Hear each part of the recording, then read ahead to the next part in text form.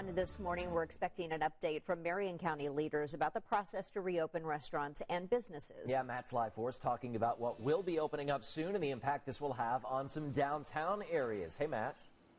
Good morning, too. We so often hear about, right, that prime table, right? And that could actually be right here in this parking space on Mass Ave. That's because here on Friday, when restaurants are allowed to reopen in Marion County, all the way from the areas right here, including the parking lots to the sidewalks, could all be dining areas. That's because right here at Hedgerow, for example, on Mass Ave, they have 12 tables outside. But information on your screen shows that when they open on Friday, they have to cut that down to 50% capacity and only allow outdoor seating. As you can imagine, it's going to create a scramble all around town for restaurants that have either a limited patio or no patio at all to extend those options.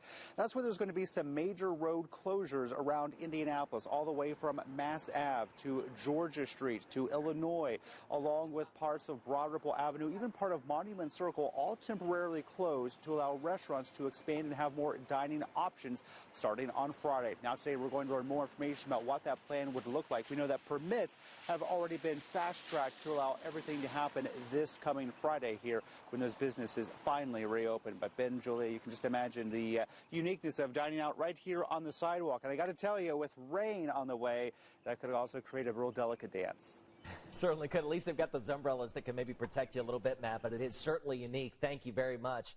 And keep in mind, here in Indiana, more than 28,000 Hoosiers have tested positive for COVID-19. 7 counties are reporting more than 1,000 cases apiece. Most of them are here in central Indiana: Marion, Hendricks, Hamilton, Johnson, Cass, Lake, and Allen. Part of this increase is due to a rise in testing. Last week, we reached more than 6,000 tests in a day, and those numbers are expected to keep going up as new reports come in. And now, despite the increase, the average number of new cases is actually starting to go down a bit. So we reached a peak in our 14-day average just a couple of weeks ago, and our rate of positive cases is going down. Of the 186,000 people tested, 28,000 are positive, and that's about 15%.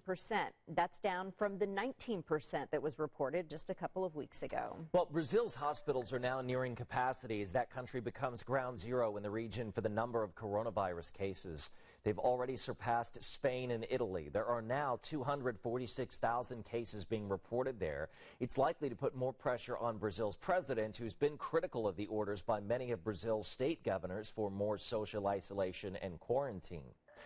Over in the UK, the government has expanded its testing to allow anyone over the age of 5 with COVID-19 symptoms to schedule a test to see if they have the virus. The number of people who've died in the UK after testing positive for COVID-19 rose by 160 to more than 34,000. And COVID-19 cases continue to surge in Peru with more than 92,000 cases and over 2,600 deaths. Some hospitals there have been straining since cases began to surge about 2 weeks ago.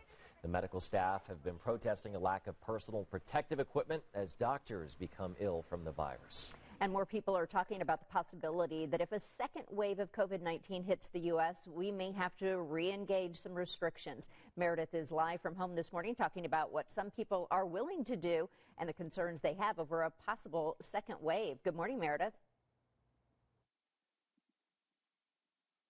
Hey, good morning, Ben and Juliet. Yes, it's exactly as you said. A poll asked some registered voters if they would support COVID-19 restrictions again if a second wave does hit.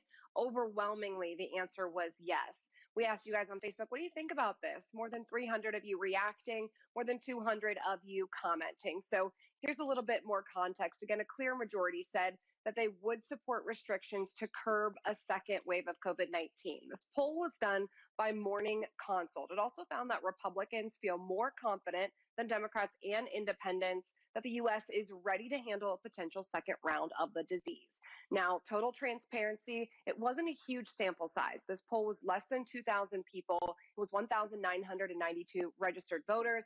They say they would support a lot of the same things that we've done over the past couple months, doing that again should the second wave come this fall or whenever that might be.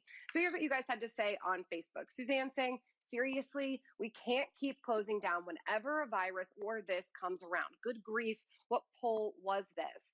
Whoops, let's go back the other way. Whoop, there we go. And Stephanie saying, do I want to? No. But if it means keeping my family and friends safe, then yes, we should. And we want to hear from you guys. What do you think? You can head over to that post on our Facebook page and you can comment right there your thoughts. You can always join the conversation by tweeting at us using our show hashtag, which is 13sunrise. Guys. All right, Meredith, thanks.